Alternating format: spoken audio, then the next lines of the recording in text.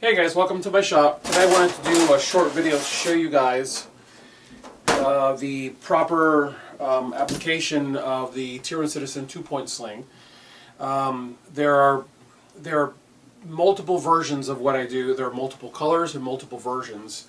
You can either do paracord, which allows you to have a very quiet setup. This is the length of paracord right here, and it runs right through the handguard, back around, the sling laces through it, and you're good to go. And then you can lace it right up to the stock on the back, and what you end up with is, notice, there's no hardware noise. This is about as quiet and as slick down as you can run a sling. But there's also another version that depends on quick detach.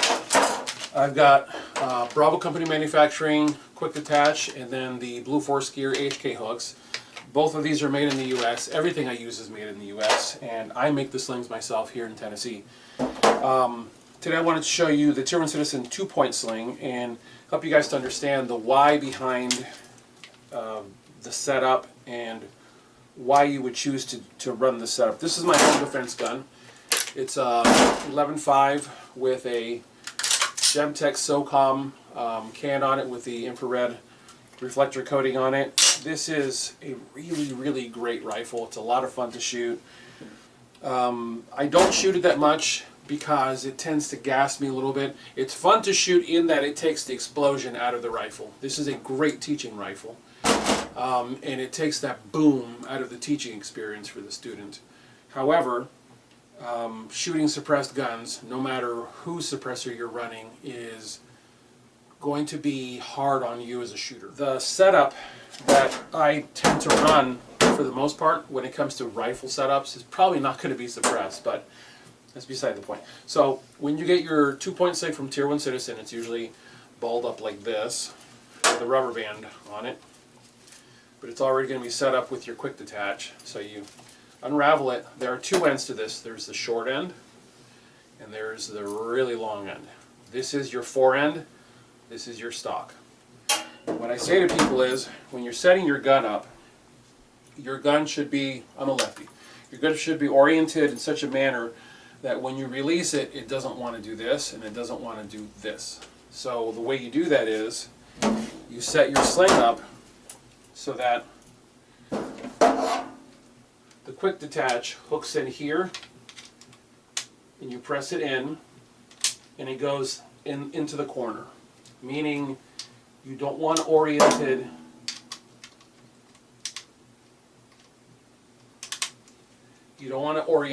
like this. Okay? If the quick detach is oriented to the front, it's incorrectly connected. If the quick detach is oriented into the corner, it's correctly connected. Like that. You then run the sling over the back of the stock, and then you take the sling around your neck, and then you would hook into the front of the rifle. You just push in. And every time that you seat that quick detach, you want to make sure that it's actually properly locked in by giving it a little wiggle. And yes, these are anti-rotational quick detach. Just like, as long as your receiver is anti-rotational, the multiple balls that lock in are going to help it not rotate on you. And at that point, you're done. If you want to create a little more tension, make sure you're wearing your armor, whatever, armor or chest rig, whatever it is that you're going to wear. Make sure you've got that on when you're sizing this, but you want to have your sling, like this is a little loose because I don't have my chest rig on. Once you've got, actually I run bandoliers now from IC13. Once you've got everything in place, what you end up with is just that perfect amount of tension.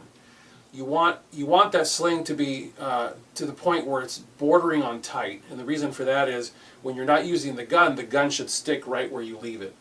Whether it be up front or whether it be on the side. The gun really should just stick right to your person. If you want to store it, you grab the stock, you push out and you rotate like this, and you bring it around. And it tends to just lock right up on your body. Guys, it doesn't get any simpler than this. There are no adjustment sliders. These are tri-glides, they're not adjustment sliders. All these are meant to do is maintain the tail of the sling for you when you're done setting your adjustment. What I would advise you to do is once you set your adjustment where you want it, don't cut the webbing, just burn the end of it, because when the webbing comes to you, it's melted very flat. But when you burn it with a lighter, actually I'll show you from this side. When the sling comes to you, the ends of it, meaning this cross section, is melted flat. What you want to do is you want to pucker it open with a lighter. And this stuff is very flame resistant, and you're going to be surprised at how much time you have to run it back and forth through the lighter to get it to begin to melt. But it'll begin to pucker outward, and as it begins to pucker outward, just stop, blow it out, and keep blowing on it. And it will solidify to the point where it becomes this hard, rigid, blade-like structure right here. And what it ensures is that it doesn't casually pull back through the tri-glide. So now you're locked in. Remember guys, you don't have to create adjustment in my slings. My slings are pre-tensioned at the moment that you're setting the rifle up, and then you're done. And if something changes in the midst of a fight, you're not wearing your bandolier or your chest rig or your armor. There's still enough give because there's bungee in the sling. That's the key to these slings. So, if you guys have any questions or comments, leave them below. I hope you guys found this video beneficial. Thank you so much for your support, because I am Tier 1 citizen. I'm the only one at this company.